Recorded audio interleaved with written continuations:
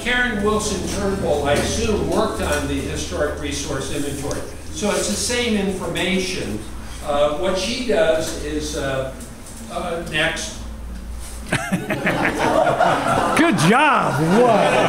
It's when you have those young people they're bringing.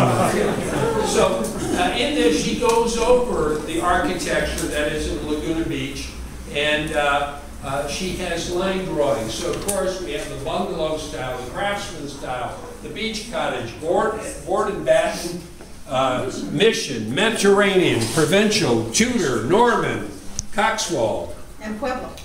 Did I miss one? That's what Right? Yeah, good point. Okay, next. No, if I say something wrong, please correct me. So this is an example of what's in the book. This is Tudor style, which is a building that was built in 1937. The architect is Aubrey St. Clair. This is at the corner of Brook Street and South Coast Highway. And what's it say? Tudor architecture is well known. It's half timbering and elaborate chimneys capped with terracotta pots. There's a lot of yammering back there. Come on. Listen up. Please, talk among yourselves is fine with me. we can hear. This was built in 1937. It was the headquarters of Smith Brothers Construction. They did things in town like to build the South Coast Theater. And they had Aubrey St. Clair design this for them. And it is next. Can I jump in there? Sure, please. So I was talking to Ted Wells, and we're talking about this is a revival style. So it's either French revival, type of thing, or And the reason was that they came about was because they came back from World War I, and the people were out in the fields fighting these fights, and then they saw these big French, houses out there that looked like that. So today we have the biggest concentration of Tudor type houses in the whole Southern California, from what Ted says. Mm-hmm. So this is a historic photo from the Historical Society. The Florist English Gardens is in this building now. And what's the bar? Everybody knows it. Sandpiper. He plays innocent. We got a good group. That got the crowd going. So Aubrey St. Clair is responsible as the architect for many, many buildings in Laguna Beach. We're going to show some of them, but you might be interested in how they got to Laguna Beach and how Laguna Beach became an art colony. This is his father, Norman St. Clair, who in 1900 was a noted watercolorist. So the story is that his wife was in a dentist's office. Okay, a doctor's office. Okay, we don't know what kind of office. And she was sitting there, and some other woman, yakety-yak, yakety-yak, yakety-yak, Laguna Beach, wonderful Laguna Beach, color, Laguna Beach, the sun, Laguna Beach, Laguna Beach.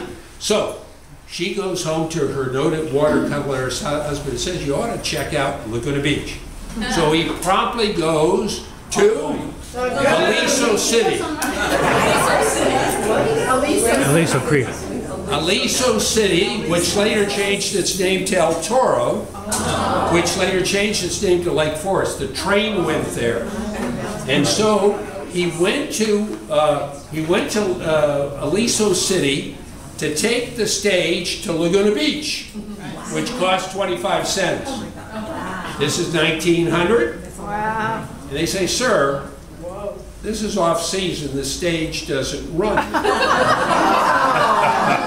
So he paid $3 for a private car to take him to Laguna Beach, where he went to the Laguna Beach Hotel. Not the Hotel Laguna, the predecessor, Laguna Beach Hotel, and he said, I'd like a room. Sir, it's off-season, the hotel is not open. That's right. Anyway, he did take a bunch of, do a bunch of, I don't know the thing, watercolorists, spread the word among to other friends and artists and so forth, And in the Laguna Beach Hotel, he had a one-man show in 1905, and that got the whole shebang going for Laguna Beach being an art colony. His eldest son was Aubrey St. Clair, who's this gentleman with his mommy, and boy, if you're an architect, as we finish this program, you're going to say this guy was one hell of a businessman, whether you like his architecture or not. And he had a brother, Malcolm St. Clair, Mal St. Clair, who was a director and an actor in silent movies. Many of you are too young to know what silent movies are. After the program, I'll tell you about it. So no, Gene. So Herb and Mary Graves live in Malcolm's house. Okay, there we go. After the program, Where's Mary and Herb back there? They live in Pearl Street. We didn't hear that. Just that Herb and Mary, part of the core group that are here, where are they? Mary's there, and Herb, they're there, live in Malcolm St. Clair's, who you just saw there, house that he built by, it was designed by Aubrey St. Clair, which was just a big, it looked like a studio. So, you know, what's that? Oh. It's on Pearl Street. Pearl Street, yeah. So here's a few of the things that Aubrey St. Clair did. The Cafe Los Odres, which was on the boardwalk on Main Beach, but it's not there anymore. However, the Laguna Beach Station #1 next to City Hall, the Laguna Beach County Water District across the street on 3rd Street, the Ish Building, which is just south of Main Beach. That's one with the arches with the Greeter's Corner restaurant in it. Laguna Federal Building, not the Wells Fargo building, but the one used by the Friends of Laguna Beach Architecture, now has something going into it. Used to be Big Dog for a while. City Hall in 1951, the Laguna Federal Building, which is the Wells Fargo building in 1961, and others. This is a test. What is another Aubrey St. Clair building that is at the corner of Brooks and South Coast Highway, now with the English Garden Florist Center? Okay, that's disappointing. Next. Now this is the kind of architecture one would expect. Board and batten cottage. What they had, they built this in 1900, where now is the parking lot of the Hotel Laguna. And after 18 years, it was taken over by a group of ruffians. The Laguna Beach Art Association turned this into an art gallery, and they're on that location for about 10 years until they built the fireproof. That's kind of tempting. Anyway, the fireproof art gallery on Cliff Drive. So if you go to the Laguna Art Museum, actually their art gallery is in that building. They just kept on adding to it and filling up the entire lot. This building, board and batten style, was from 1900 until the ruffians took it over, was used for funerals and dances and marriage, weddings and community meetings and so forth. And of course, when they built a new building there on Cliff Drive for the Art Association, this was demolished, right? No, it was moved to 571 Graceland. Where is Graceland? We refer you to Google Maps for that. Next, please. I just thought I'd throw this in because You didn't charge extra. Laguna Beach at one time had class. We had a Romo Greco building, which was the Pomona College Marine Laboratory, which was built in about 1913. That's Main Beach. And this is before Broadway went through. So this is where the mobile station is at the corner of Broadway. Thank you. What was that? Broadway and Coast Highway. Coast Highway went through in 1926, So this picture here in 1918 is before there's a coast highway. So it didn't really go, it didn't go through up the coast? No. It wasn't Highway 1? No. Right? That's correct. At that time, yeah, it was if you around this time, Howard Heisler purchased north of Broadway, north of the Laguna Creek, was the Mexican land grant, the Irvine Ranch. And one of the great books historically is Joan Irvine Smith's book, A California Woman. And in it, she's got an interesting sentence which says, my grandfather was primarily a farmer, and the sandy soil along the coast was not of any interest to him, so from time to time, to pay his property bills, he would sell off a parcel along the coast. So he sold North Laguna to Howard Heisler, L.C. McKnight, and the Thumb Brothers. He sold Corona del Mar and Emerald Bay at different times to raise a couple of some cash. This building here was for students and professors from the Pomona College. They had vats for you know, seals and sea lines and so forth. Pipes going from the ocean into the vats so they'd have ocean water.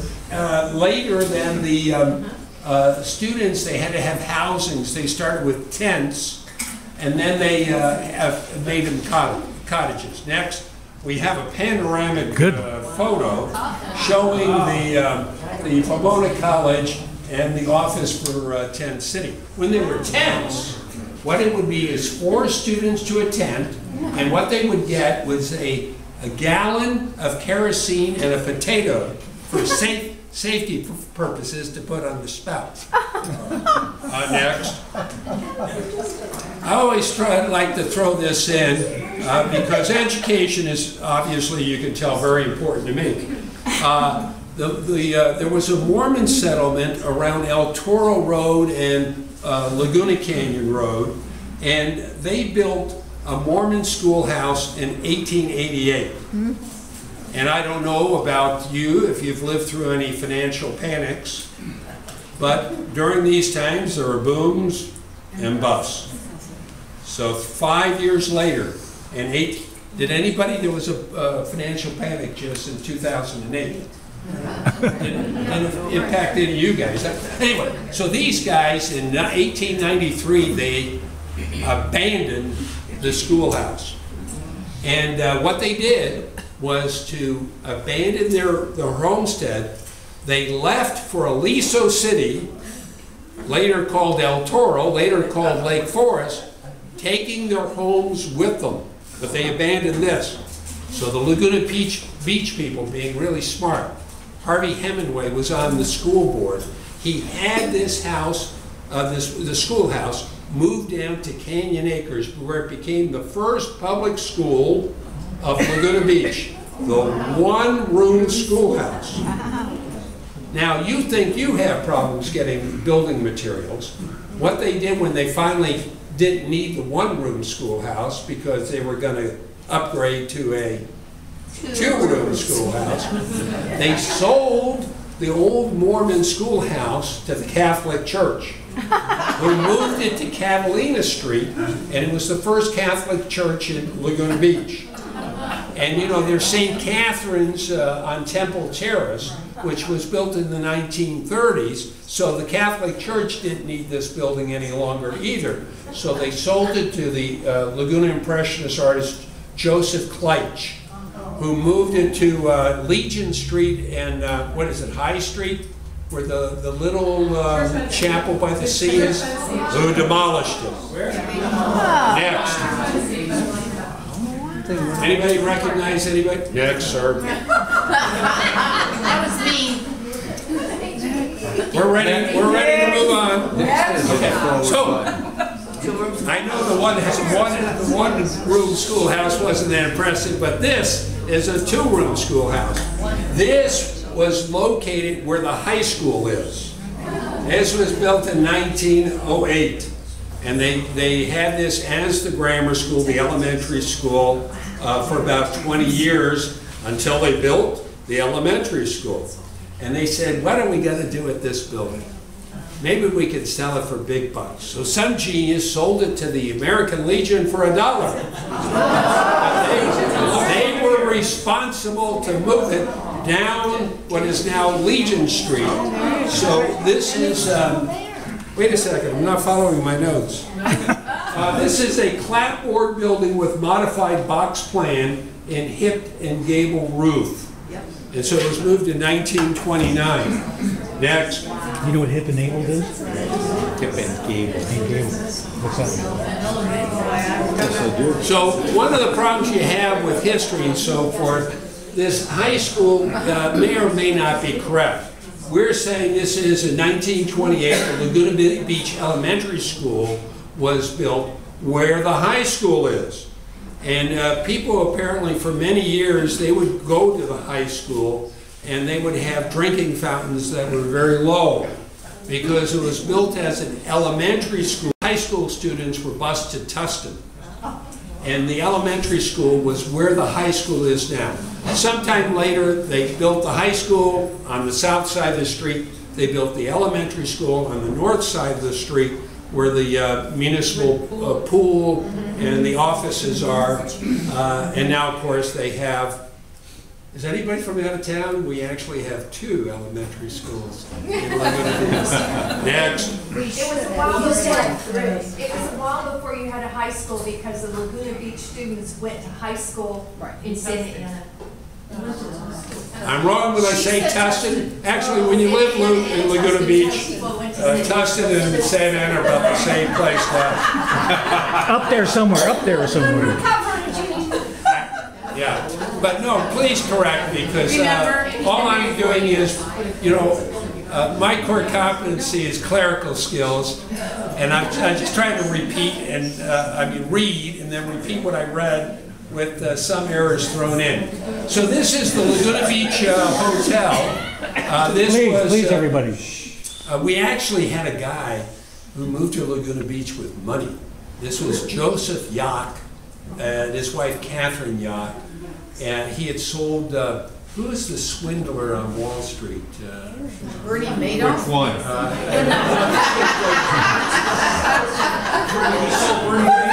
There's like the actor Elliot Gould, but this is like some kind of Wall Street guy. Anyway, he sold in Illinois or something, mining interests and so forth. Joseph Yacht actually had a coal mine in the city of Orange or someplace in Orange County, but he came to Laguna Beach with some town.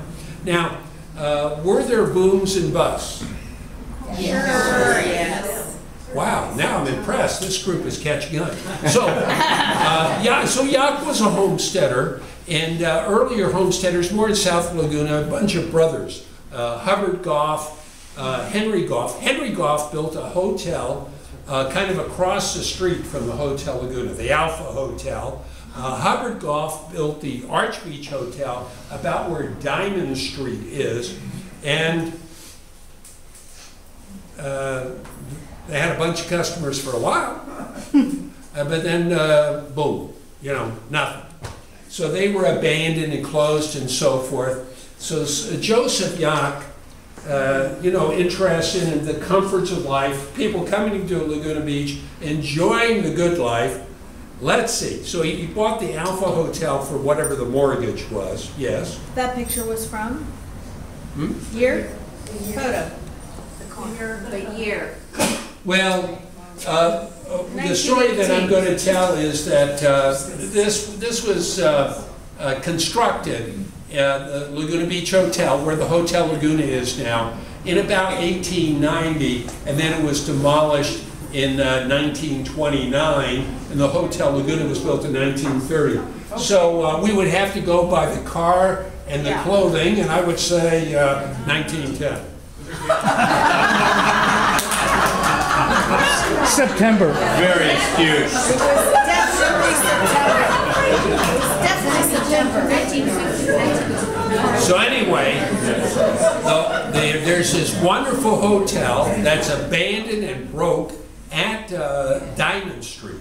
In between is Sleepy Hollow and hollow, which is a gulch, so that actually there's a town here, Laguna Beach, and around Diamond Street there's another town with their own post office, Arch Beach, and then in South Laguna there's another post office in another town, 3 different towns that now make up our grand city.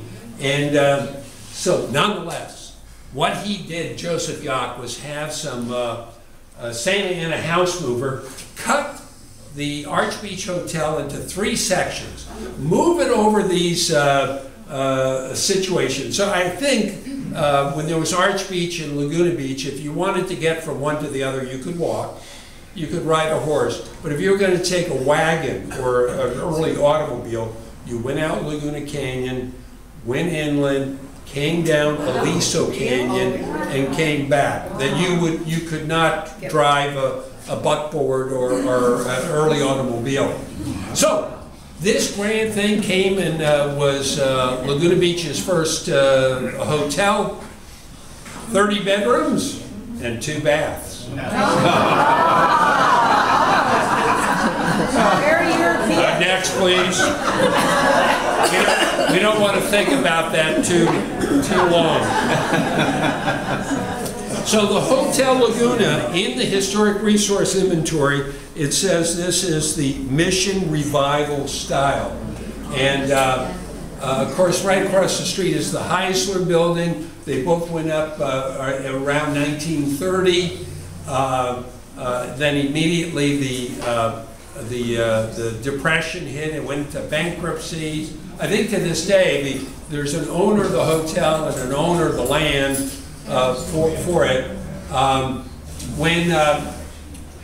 There's never been any bell in the bell tower. It's all for the architectural features. For many, many years, there's a large neon sign that actually served kind of like a lighthouse for ships at sea.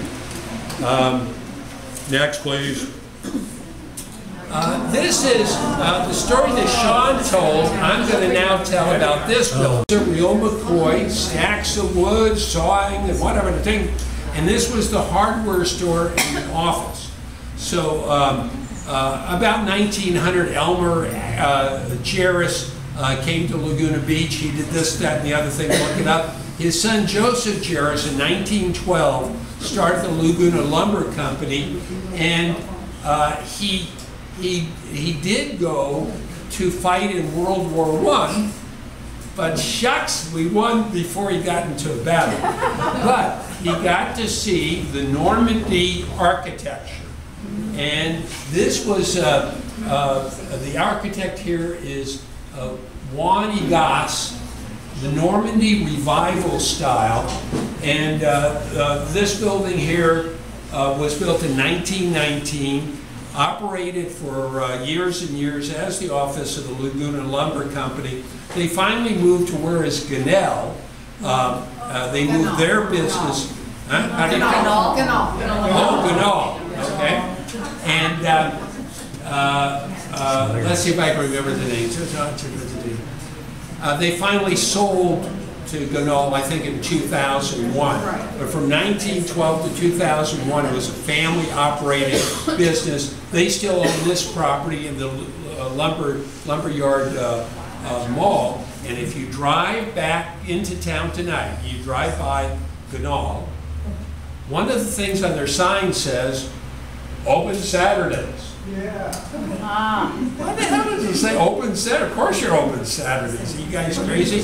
Well, when they operated this business, a family business. But they're closed Sundays. Yeah, they are. Noon to 1, every lunch they close. What is this, a group of heathens? I'm trying to tell you. Yes, it is. So anyway, the Jarris family not only took Saturday and Sunday off, but they took lunch hour off also. So if you wanted to buy your building materials, you had to do it. Yes, ma'am. Okay, religious conviction. Right. A point that's interesting is that supposedly Jean Egasse. Egasse.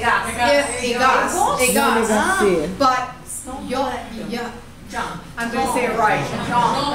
The other just gonna Egasse. listen to I don't see an accent grave over the E. No. The other Egas, actually, is probably the same person, unless I'm incorrect, was the one who designed the Ark. And he went to Fullerton High School. He'd be 100 years old today. It's 1905, 1915. Noah's Ark? Which one? The Ark on Moss Street. You know that home on Moss? He is the same guy, but the name is not the same. It's called Jan. Y-A-N-N instead of Jean. And it used to be called the Iron. That's what- So this building is at 384 Forest Avenue, kind of at the corner of Forest and Forest where it makes its turn. Down where Whitney Gallery is 305 Forest Avenue, which the Historic Resource Inventory calls the Eschbach Building. This is also owned by the Jarris family, and also this Normandy Revival style, very close to Glen Eyrie, and the architect is Juan Egas. Next, please. Let's talk about that. Let's talk about Okay. So at the corner of 2nd Street and Forest Avenue is a little brown chapel, kind of like that art gallery. So in 1925, Raymond I. Blums comes in as the pastor. 3 years later, he builds this. So at one point they say this is mission style, someplace else it says Gothic revival style. Doesn't tell us who the architect is. The pastor, Raymond Brahms, was very much involved in it.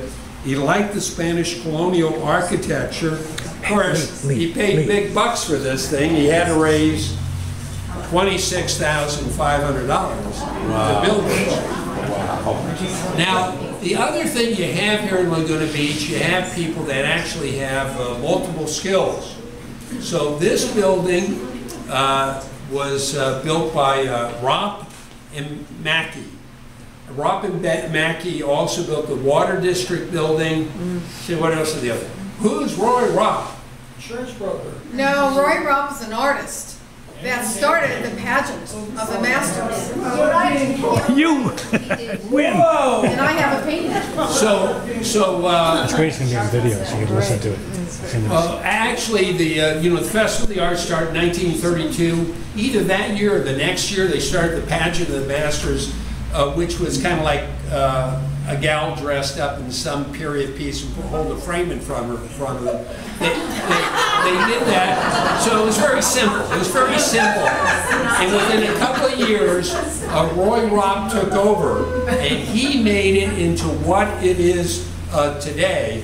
And so he's doing this artistic work, and he's building buildings on the side. Ropp and Mackey. Next, please.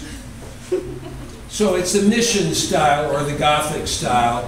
This is looks like just when it was built before there was any landscaping. Next, please. Aubrey St. Clair also designed Fire Station #1 at 501 Forest Avenue. And it was built in 1929. Some of these dates we have problems knowing. Water was always a big problem in Laguna Beach. When did they build the water district? You'd think it'd be fairly soon after they raised the $600,000. But maybe it's final sign-off when they have these dates or something like that. Next, please. There's no houses on the top. So, oh, wait a second, we got an error here. This is the Laguna Beach County Water District, and, wait, it's next.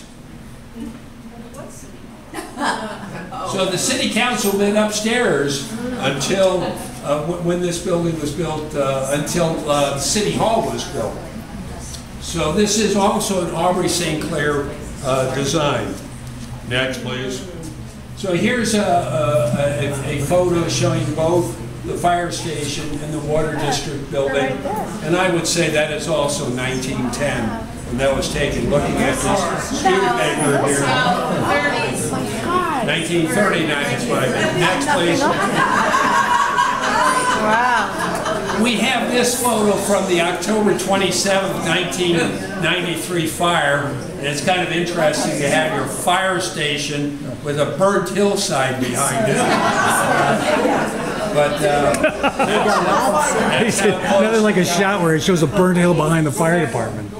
Seriously, who amplified that? Wow.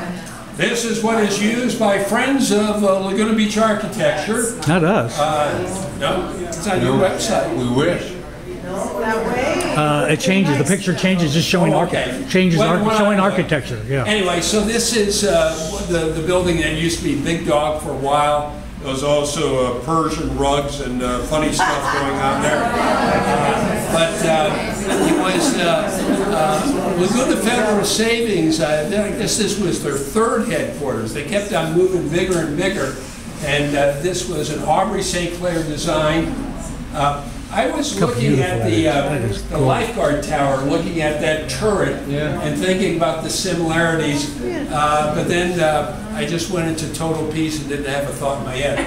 So this was built in 1935. Next, please.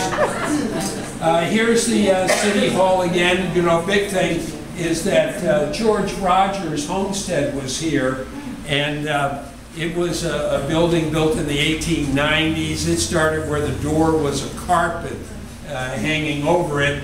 He and his daughter Lizzie planted the pepper tree in 1888 or 1880 or something like that. It is still there today. The building was sold to the Women's Club, and this is worth a drink at most any bar. The Women's Club in Laguna Beach is WOMAN. Like they only got one member.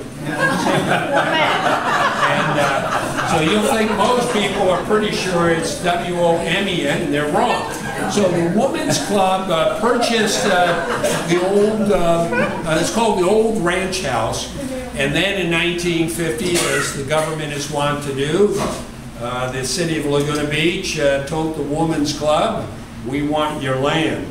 And sure enough, they settled and they sold out, and they now have their lovely building on St. Anne's Drive. But the Women's Club required them to keep the palm tree and the pepper tree when it was built. Really annoying the architect, Aubrey St. Clair. So this was built in 1951, yes. All right, I understand the Women's Club, it's been redone looking differently, but it's on Sun Valley Drive. And when I lived there in 1964, everyone thought that that building behind, next to the kennels, where the kennels are, on Sun Valley Drive, was the old Women's Club. That was here. It's a stucco building, but it has been altered now. So it's just a point. Yes, it wasn't. Well, thank you very much. I don't know a thing about it. Could be true. Next, please. Okay, so. Oh, so I see. All right. I have a benign tremor too. Could we get a volunteer? No. So anyway, here's the hillside behind the City Hall. I just thought I'd put it in for fun. Make it security. So this is the La Casa del Camino Hotel. Now, there's the Laguna Beach Historical Society. The city has a Heritage Committee. It's the Heritage Committee that is updating the historical resource inventory. So I want everybody to lobby for them to fix the information on this. In the 1950s, we had a mayor, Jesse Riddle. Riddle Field is named after Jesse Riddle. This building was built by a Renaissance man, William Wallace Riddell. But in the historic resource inventory, it says William Riddell. No, William Riddle. I'm not even paying. I need another drink here.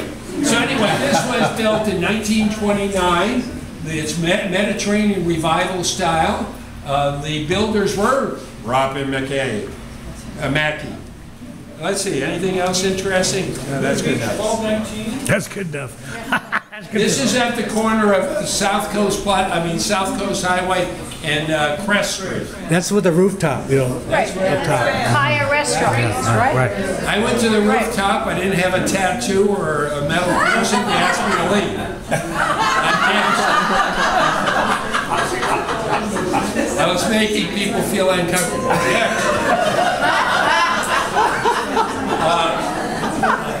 Chris Keller really appreciated this photo from the Tom Pulley postcard collection. They had never known what the lobby of the La Casa del Camino hotel.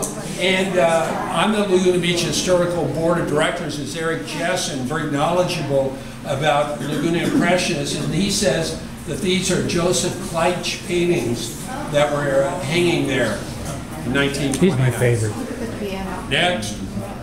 So here is William Wallace Riddell. So he was on the city council, he was an exhibitor at the Festival of the Arts, and he was building big, huge hotels at the same time.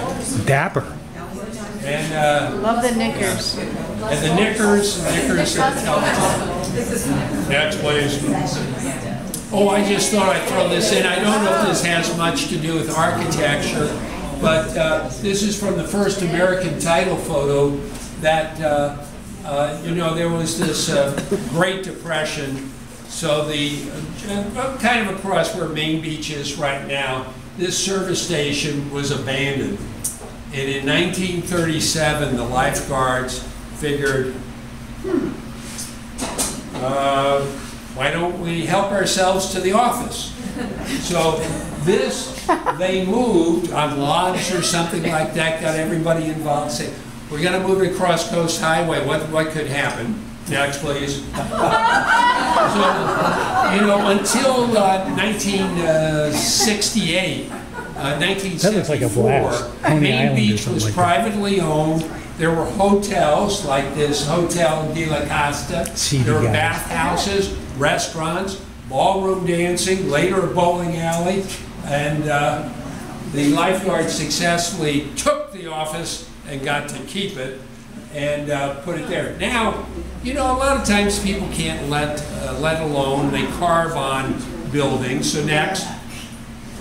So this is what we have now. Main Beach Park opened in 1974. And there's the boardwalk with the lifeguard tower. Next. Maybe the most famous person to live in Laguna Beach was Richard Halliburton. In the late night, he went to Princeton. He was born in 1900. And as you know, there's no reason to live to 40. All the time. And he wrote adventure books. That's it. And but what his kind of angle was is he would do the adventure. So he would swim the Panama Canal. He would climb the Matterhorn. The Matterhorn has some ridge formation, rock formation that is called the Hangover, and that's why before they had their wild parties, they named this the Hangover House, and it is the international modern style. The architect was William Alexander Levy, and it was built. This overlooks the golf course. This is way up the hill. They had to mix the concrete at the top of the hill. 100 tons of concrete, 50 tons of steel, lots of glass, so a very modern design. Now, he did these adventures, and of course, all of them worked out great, except for the last one. In 1939, there was the San Francisco World Fair. So he decided, wouldn't it be a great idea, I'll get a Chinese junk. You know, there's war between China and Japan at the time. I'm sure nobody will shoot at us, but anyway. So I'm going to take the Sea Dragon from Hong Kong to San Francisco, sail in, and they left Hong Kong on March 4th, 1939. They were last heard from on March 24th, 1939, 1,200 miles west of Midway. Now, they kept their sense of humor. One of their last radio transmissions was, "Wish you were here."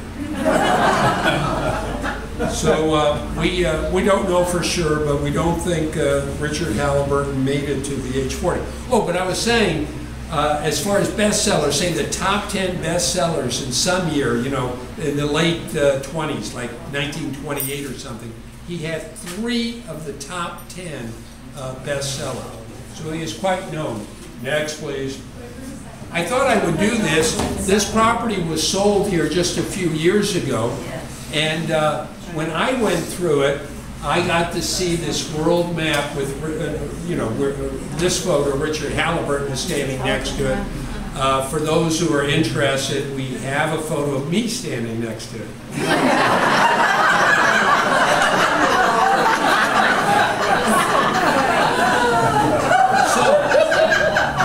So, unfortunately, as people are not very nice, by the time escrow closed, the map is gone. So we're mad, those of us interested in history are mad as hell about this one. Yes? Sorry, the location, did you say it's about Ben Brown's, whatever they call it, on the golf course? The ranch. Embedded in the hills? Yeah. It's still there? It's on Cianosis. And it's not too easy to get. 31172 Cianosis, overlooking both. You get to look at both the ways. You get to look at the Pacific Ocean. You get to look back at Laguna Canyon. It's quite a spot. It's quite a spot. Aliso Canyon, right. This is Little Rockledge, which was also recently sold. It for many, many years was owned by Roger W. Jones, who wrote a book that explains more than what I'm going to tell you. It was built by Frank Miller, who was the owner of Mission Inn in Riverside. And he bought it and named it Mariana as his beach house for his wife, Mariana. So they started in 1918. Lots of details and drawings and so forth in the book. The architect was Arthur Benton. Later, the Laguna Beach architect Thomas Harper did the northerly wing, and this is Mission and Mediterranean influence, which beginning in 1918, you know, this was all done without power tools, building this. There are only 2 structures in Laguna Beach on the National Register of Historic Register. Well, we don't know what the name is, but it's a big deal. And the other one is St. Francis by the Sea on Park Avenue. Next, please. Oh, Gene, you know that Back, please. Rockledge is for sale again. The recent owners have flipped it. They've redone it, staged it. It's $30 million now. Well, I think the way you say that in sales, it's only $30 million. It's only. That should come down in price. I worked on this structure for 16 years, and with Roger Jones, and wrote about it in his book as well. But I did all the iron work because a big truck came down, went into it. Yeah, they've got that in the book by Roger W. Jones. He bought it for something like $400,000 in the 70s, and then almost immediately there's some runaway dump truck that comes down the hill and lands plop in it. So they had quite a mess on their hands. Next. Now, this building, like a lot of history, has a lot of controversy. It's referred to as the Betty Davis home, and in the historic resource inventory, it says it's the Charles Prisk house. Prisk was a publisher. He owned the Pasadena Star News and the Laguna Beach Press Telegram, and it's a Normandy-style house built in 1929. Betty Davis made a lot of money as an actress, and she bought properties, kind of like Warren Buffett. Apparently Warren Buffett owns a house in South Laguna. I don't know, has he ever been here? Emerald Bay. Oh, Emerald Bay. Okay. I'm not a personal friend of Warren Buffett, I just thought I'd drop it in. And so Betty Davis bought lots of houses in Laguna Beach. Her mother lived in Laguna Beach for quite a while. You know, she'd buy a house for her sister, she'd buy a house for her ex-husband, that kind of thing. And so the story here, if you go, this is at the foot of Diamond Street. And on the chimney, there's a big D on the chimney. And it used to have a big P on the chimney for Prisk. And, but how long did Betty Davis, or did Betty Davis actually live here for any period of time? We don't know. Now, this would be a test, just guessing. The architect is? Aubrey St. Clair. This guy, that's what I say, even if you don't like his architecture, this guy could get work. Next, please. Okay, so the book here, what did I do with my book? Karen Wilson Turnbull, The Castles and Cottages of Laguna Beach. Of course, she was lying, because we only have one lousy castle. But compared to the neighboring cities around us, we've got more castle than anybody else. And this is Pine Castle, which is Norman style. And the architect was nobody, because Walter Estelle Pine did not believe in paying anything, any money for anything that wasn't material. So intellectual property, drawings and stuff like that, forget it. So it took him most of the 1920s to build this. And people didn't really like Mr. Pine. He was he had a piano store up in Santa Ana, then he invested in orange groves to make some money, and this was up in Richfield, Olinda, around Placentia or something. They struck oil. So his income was about $1,000 a day from his oil fields. He built this 62-room house, which was called Broadview Villa. Half of it for his mom, half of it for him. He was married for a while, but after about a month, his wife returned to Colorado. The piano store in Santa Ana did very well because he had the Player Piano franchise for Orange County. His brother had the franchise for Los Angeles County. So he was cheap. Took him most of the 1920s to build this castle. And what Mr. Pine did in the afternoon was to take a nap. So all the workers, they would agree, one guy keep watch, and then all the workers would take a nap. Next. We had a famous photographer in town, William Mortensen, and this is at Thalia and South Coast Highway, now a surf shop or surfboard shop. The architect is Aubrey St. Clair, and Mortensen, if you love Ansel Adams, Mortensen's the other side. Ansel Adams apparently is this pure thing you shoot and you don't manipulate. Mortensen, he and writer-model George Durham, they wrote 9 books and over 100 articles on photography. So during this period, if you picked up any photography magazine, there would be an ad for something to buy from Mortensen that you could manipulate to have the photograph have an unreal quality. Compositions were steeped in Gothic and Romantic traditions. His subject matter whimsical, bizarre, soft focus. Anyway, he was here with this Mortensen studio from 1931 until he died in 1965. Next. That Laguna Federal Savings went from 222 Ocean Avenue, and they went to 260 Ocean Avenue, where they built what is now the Wells Fargo Bank. And This is the only New Orleans style architecture that we have in Laguna Beach, showing its versatility. The architect was, this time he took on a partner, Wilfred B. Verity. The builder was David Young. David Young just died a few years ago. He was on the Festival of the Arts Board and Foundation for 50 years, a noted builder in town. As a matter of fact, Pine Castle is now the Pine Castle Apartments, and it was David Young who did that work. Next.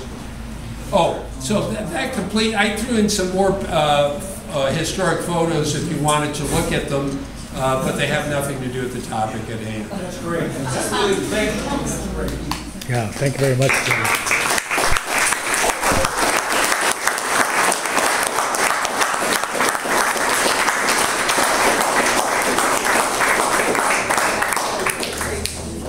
That was awesome. Yeah. Gene, I give her a book out by a world famous author named Gene Felser, and I can't remember the name of the book. Laguna Beach Then and Now. It's for sale at Laguna Books, where Sapphire's restaurant is, and it's for sale at the bookstore of the Laguna Art Museum. Signed copies. All you have to do is come see me. But that was awesome, so I think you got a taste of what this is all about, and one of the things we do here is, you know, if you haven't seen, they have the area out in the backyard with the trellises and that sycamore that goes along the water, along the land there, and we just do like potlucks back there, so you'll be getting invitations for that, and just come with some good food and some good wine and just hang out back there. So it doesn't have to necessarily be an event like this. But let's give another hand to Gene.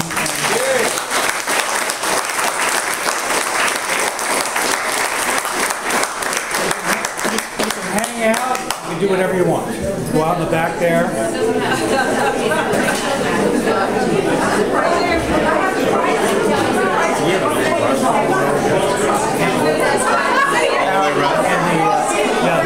The big open area. Okay. So just anywhere there?